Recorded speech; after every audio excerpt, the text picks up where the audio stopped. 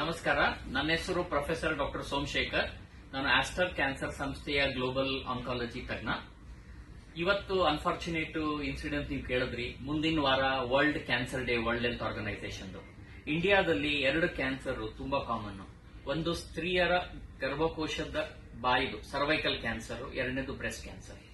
ಆದ್ರೆ ಅನ್ಫಾರ್ಚುನೇಟ್ಲಿ ಏನಂದ್ರೆ ಈ ಕ್ಯಾನ್ಸರ್ ಫುಲ್ಲಿ ಟ್ರೀಟಬಲ್, ಕ್ಯೂರಬಲ್. ಜನಕ್ಕೆ ಇದರ ಬಗ್ಗೆ ತಿಳುವಳಿಕೆ ಇರೋದ್ರಿಂದ ಪಾಪ ಅವರನ್ನ ಇಗ್ನೋರ್ ಮಾಡ್ತಾರೆ. ಏನ್ ಮಾಡಬೇಕು? ಈಗ ಸರ್ವೈಕಲ್ ಕ್ಯಾನ್ಸರ್ ಒಳಗಡೆ ಸುಮ್ನೆ ರಕ್ತಸ್ರಾವ, ಬಿಳಿ ಸ್ರಾವ, ಬೆನ್ನು ನೋವು, ಆಮೇಲೆ ಕಾಲ್ ನೋವು ಬರುತ್ತೆ. ವರ್ಷಕ್ಕೆ ಒಂದು ಸಲಿ ಯಾವುದೇ ಲೇಡಿ ನಿಮ್ಮ ನಿಯರೆಸ್ಟ್ ಹಾಸ್ಪಿಟಲ್ಗೆ ಹೋಗಿ ಒಂದು ಪ್ಯಾಪ್ ಸ್ಮಿಯರ್ ಅಂತ ಟೆಸ್ಟಿಂಗ್ 3 ವರ್ಷಕ್ಕೆ ಒಂದು ಸಲಿ HPV ವೈರಸ್ ಟೆಸ್ಟಿಂಗ್ ಮಾಡಿದ್ರೆ 3 ವರ್ಷ ಮುಂಚೆ ಆದ್ಮೇಲೆ ಕ್ಯಾನ್ಸರ್ ಬರುತ್ತೋ ಇಲ್ಲೋ ಅಂತ ಇವತ್ತೇ ಗೊತ್ತಾಗುತ್ತೆ. ಎರಡನೇದು, ಮನೆಯಲ್ಲಿ ಯಾರೇ ಹೆಣ್ಮಕ್ಳು 11 ರಿಂದ 12 ವರ್ಷ ಆಗ್ತಿದ್ದಂಗೆನೆ 19 ವರ್ಷದ ಒಳಗಡೆ ಒಂದೇ ಒಂದು ಡೋಸು HPV ವ್ಯಾಕ್ಸಿನ್ ತಗೊಂಡ್ರೆ 99% ಅವ್ರದ್ದು ಲೈಫ್ ಅಲ್ಲಿ ಗರ್ಭಕೋಶದ ಕ್ಯಾನ್ಸರ್ ಬರದೇ ಇರಂಗಿದೆ. ಸೊ ಈಗ ನಾವೇನ್ ಮಾಡ್ತೀವಿ, ನಮ್ಮ ಫ್ಯಾಮಿಲಿಯಲ್ಲಿ ಅವ್ರ ಬರ್ಡೇ ಗೆದ್ದಾಗ ಯಾವ್ದೋ ಗಿಫ್ಟ್, ಪ್ರೆಸೆಂಟ್, ಊಟ, ತಿಂಡಿ ಕೊಡ್ತೀವಿ. ಅದೇನು ಮಾಡಬೇಡಿ.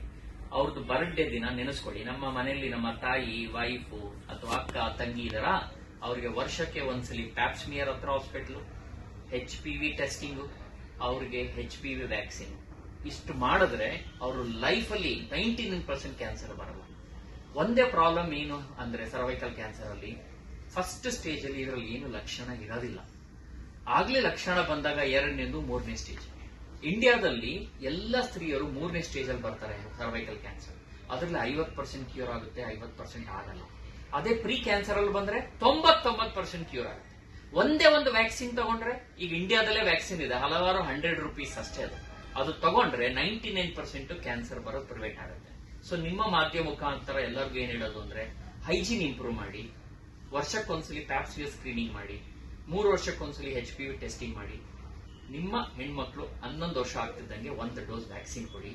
ನಿಮ್ಮ ಫ್ಯಾಮಿಲಿ ಲೈಫು, ಬೇರೆ ಎಲ್ಲ ಲೈಫು, ಬರ್ಡೇ ದಿನ ಬೆಸ್ಟ್ ಗಿಫ್ಟ್ ಕೊಡಿ ಅವರಿಗೆ. ನಮಸ್ಕಾರ.